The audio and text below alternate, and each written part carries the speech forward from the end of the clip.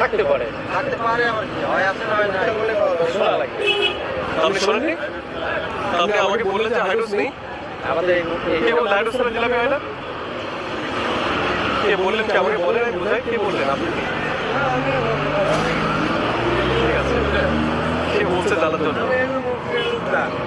না হলো কে বলছে এটা জানার জন্য?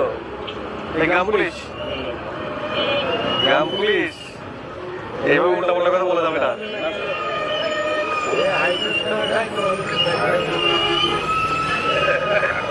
হাইড্রোস ছাড়া যদি জিলাপি না হয়, হাইড্রোস বিক্রি করা যাবে না।